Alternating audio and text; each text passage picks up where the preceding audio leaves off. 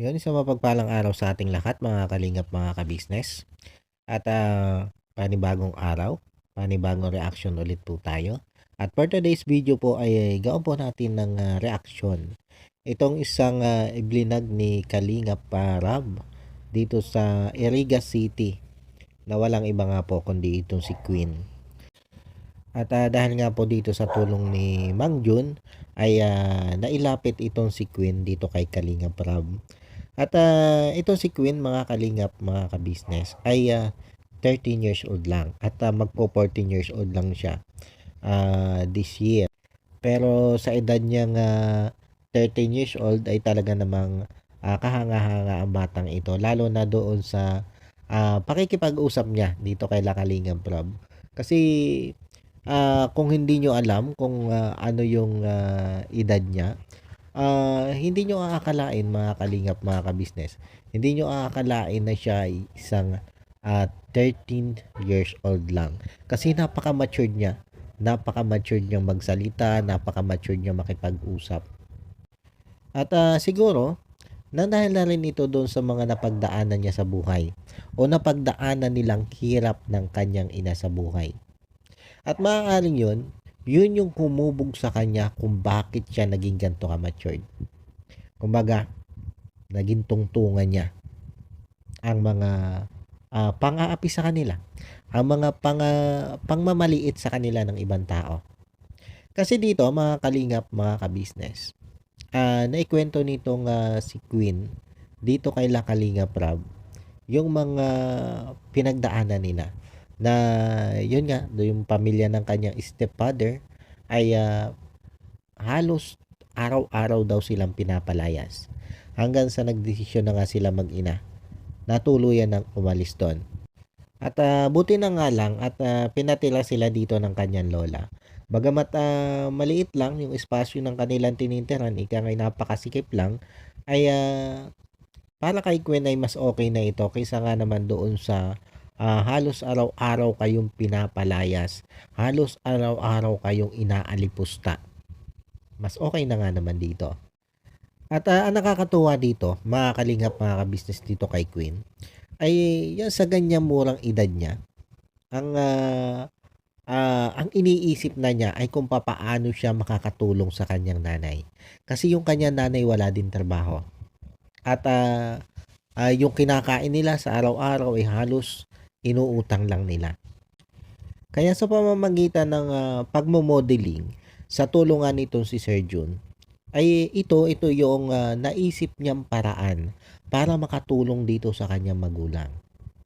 Diba, mga kalingap, mga kabisnes, sa edad niyan 13 years old, ito na yung naiisip niya, ang makatulong sa kanyang magulang. Dahil nga, nakikita niya kung ano yung sitwasyon ng kanilang pamumuhay. Nakikita niya na wala din namang ibang pinagkukunan yung kanyang ina. Kaya, siya na mismo yung dumidiskarte para nga sila may maipang konsumo sa araw-araw. May maipambili man lang ng pagkain sa araw-araw. Kaya sa tingin ko, ang isa ding humubog dito kay Queen ay yung nararanasan nga nilang kahirapan para siya maging ganito ka-matured. 'Di ba, mga kalingap, mga ka-business? Ang kagandahan nga lang dito kay Queen, kumbaga, ginawa niyang tungtungan yung nararanasan nilang kahirapan para nga magporsige siya sa buhay. Kumbaga, hindi siya nagpatalo. Hindi siya nagpatalo doon sa mga pagsubok, doon nga sa kahirapang nararanasan nila. At halip na siya ay lumugmok, ay sinisikap niyang umangat. Sinisikap niya maging produktibo. At sa murang edad nga niya, ay eto na siya. Kahit pa paano nakakatulong siya sa kanyang ina. Para nga doon sa mga gastusin nila dito sa bahay. Alam niyo, mga kalingap, mga ka-business, dito sa atin, sa lipunan natin, madalang ang ganyang klase ng kabataan. Napakadalang. Yung ganyang edad, ito, malimit ko itong sabihin sa aking reaction video. Yung mga ganyang edad, nakikita mo yan, abala sa pagsi-cellphone, andyan sa kalye, nakikipagkaibigan, nakikipagbarkada. At kalimitan, pasaway sa kanilang mga magulang. Kapag nakagalitan ng mga magulang, dahil sa kanilang pagbabarkada, mag-aala, rebelde pa. Kaya napakabihira ng ganito kay Queen. Kaya nakakatuwa mga kalingap, mga kabisnes. Nakakatuwa na magkita ka ng isang gantong kabataan. Sabi ko nga, itong gantong klase ng kabataan ang dapat ginagawang inspirasyon ng mga kabataan natin. Lalo na nga yung mga kabataan nating mautusan lang ng isang beses ay nagrereklamo na. Diba mga kalingap, mga kabisnes? Na hindi dahilan ang pagiging murang edad mo kung gusto mong makatulong sa iyong mga magulang. Hindi ko naman sinasabi na gayanin nyo si Queen. Maghanap buhay na kayo sa murang edad para makatulong kayo sa inyong mga magulang. Diba mga kalingap, mga kabisnes? Ang daming paraan para makatulong ang isang kabataan sa kanyang mga magulang. Sa gawaing bahay pa lang, di ba mga kalingap, mga kabisnes?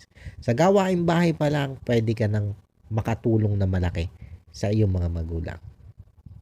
Kaya para doon sa mga kabataan na ika nga ay minsan ay nagiging pasaway sa kanyang mga magulang, bakit hindi nyo gayahin ng isang katulad nito si Queen? Di ba mga kalingap, mga kabisnes?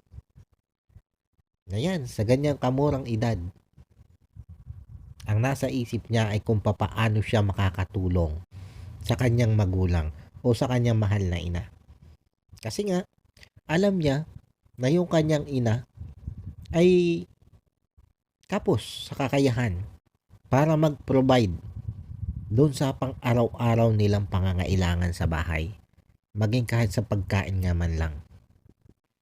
Kaya siya na mismo yung gumagawa ng diskarte. Gumagawa siya ng paraan para siya ang makatulong.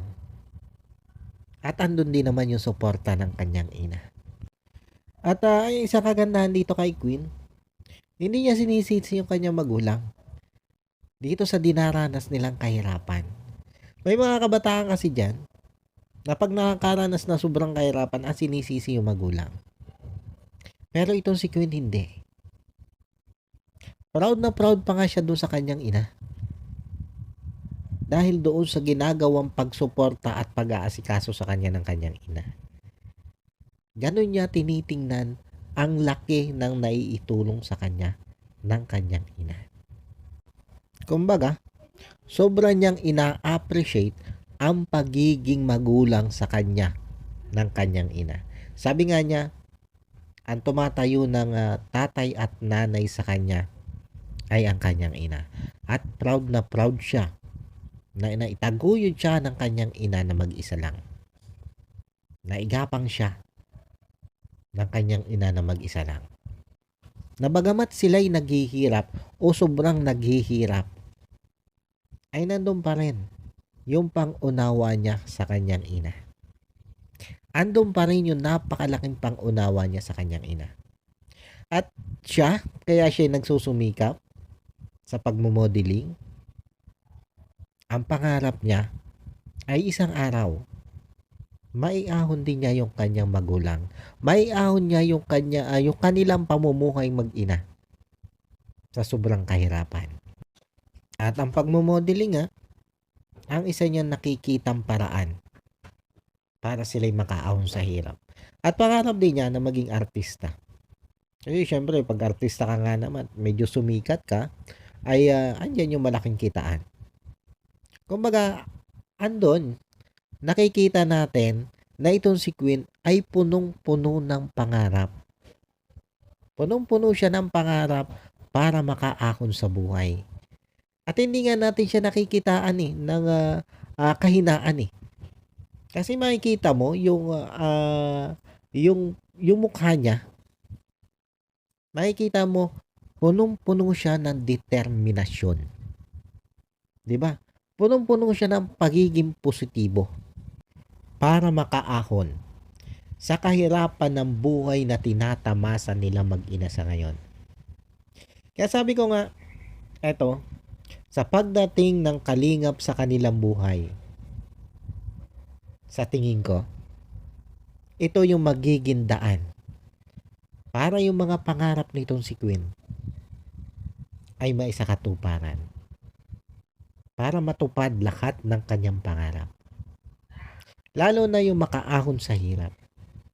Dahil alam naman natin mga kalingap, mga kabisnes, na once na matulungan ka ng kalingap at nagustuhan ka ng mga viewers, lalo na nga yung mga sponsor ng kalingap, ay nandyan yung malaking posibilidad na mabago ang takbo ng pamumuhay mo.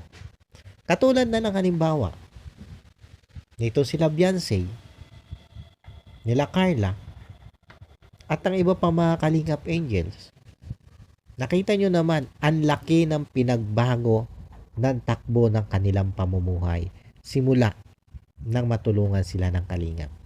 At itong si Queen, hindi malayo mga kalingap, mga kabisnes, na mabago din ang buhay sa pamamagitan ng kalingap, na matupad yung kanyang mga pangarap, lalo na nga ang makaahon sa hirap ng buhay sa tulong ng kalingap. At syempre sa tulong din ng mga viewers ng kalingap. Lalo na ngayon mga kalingap, mga kabisnes, na talaga namang ang laki na ng views dito ni Kalingap Rob. Kumbaga malapit nang mag-viral itong si Queen.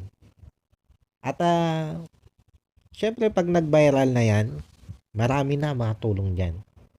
Maging doon sa pangarap nitong si Queen na makita ang kanyang ama o ang kanyang papa.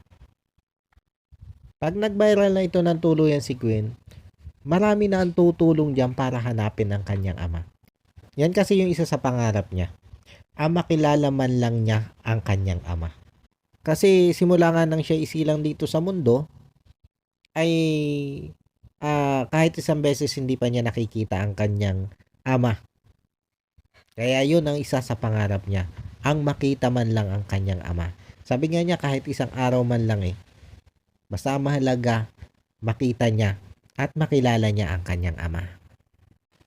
At sana nga sa pamamagitan ng kalingap, dahil alam naman natin na marami ng mga kalingap supporters na nandiyan sa German.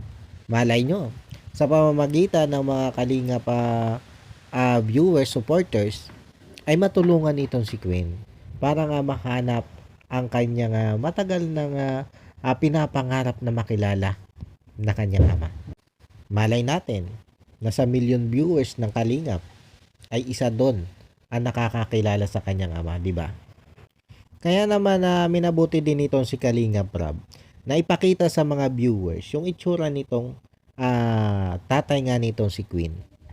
At yun, binanggit din ni Kalingap Rob yung pangalan at apelyido nitong tatay nitong si Queen. Para kung sakasakali nga naman na may nakakakilala dito ay mabigyan sila ng impormasyon. Para nga itong pangarap nitong si Queen na makita man lang ang kanyang ama ay matupad na. At sana nga mga kalingap, mga kabisnes, sana naman nga ang isang pangarap na ito ni Queen ay matupad. Dahil yung ika nga ay pagbabago ng buhay, nakikinikinita na natin yan Nakikinikinita na natin ang simula ng pagbabago ng buhay nitong si Queen. Ngayon yang na-vlog na siya nito si Kalingap Rob.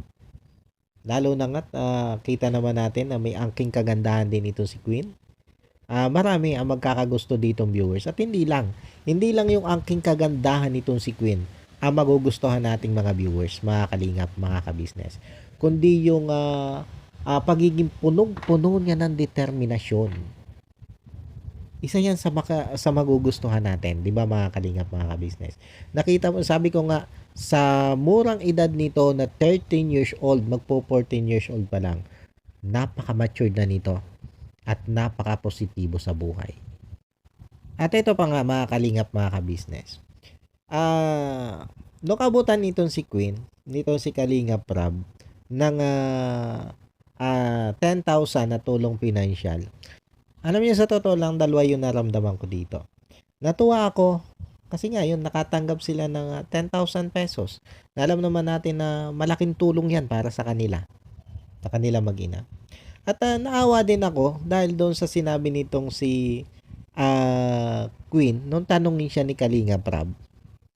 Kasi ano tanongin nitong si Kalinga Prab kung saan gagamitin nitong si Queen yung 10,000 na cash assistant na ibinigay nitong si Kalinga Prab. Ang naging sagot dito ni Queen ay yun nga, ipambabayad ng mga utang nila kasi nga yung sa araw-araw nilang pangkonsumo sa yan sa bahay, pagkain at kung ano pa ay inuutang lang nila. Tapos sinabi niya din doon na makakakain na sila ng kahit chicken man lang.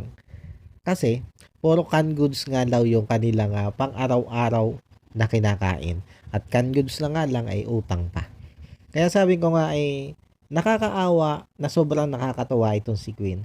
Kasi makikita mo, mararamdaman mo sa kanya na nandun pa rin yung pagiging positibo talaga niya eh.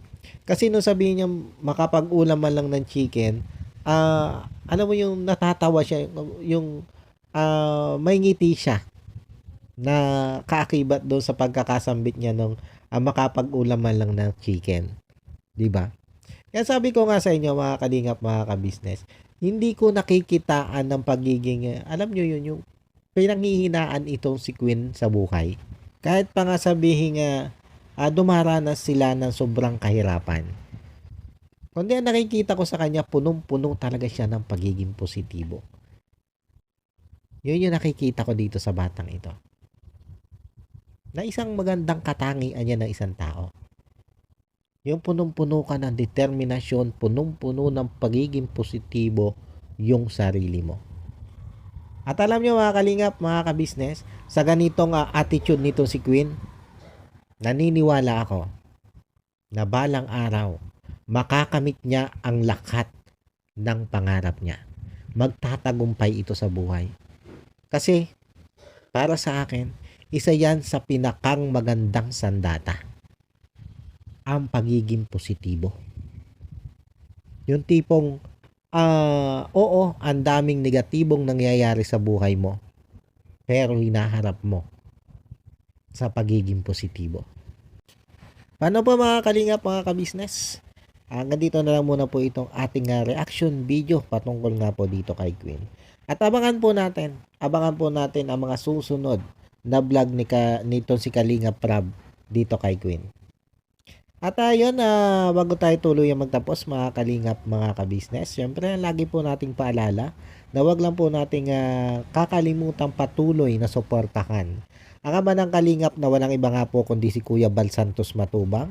At ganoon na rin po ito si Kalinga Prab. At syempre, ang may bahay ni Kuya Bal Santos Matubang na si Ate Edna Vlog. At ganoon na rin po ang may bahay ni Kalinga Prab na si Ma'am Jack Tapia Matubang. At syempre ganoon na rin po mga kalingap, mga ka-business, ang lahat ng Kalingap partners at ang lahat ng Kalingap reactors. Patuloy lang po nating suportahan yan. At maging ang inyong lingkod, mga kalingap, mga ka-business. Sana po ay patuloy nyo po akong suportahan sa aking mga inia-upload na mga reaction video. At isama na rin po natin mga kalingap, mga ka-business, sa patuloy po nating susuportahan ang ka-business official, Papa Dins TV at ka-business family. Yan, tuloy-tuloy lang po tayo sa pagsuporta. Muli po ay maraming salamat po sa inyong lahat, mga kalingap, mga ka-business. God bless po. And I love you all. Bye-bye.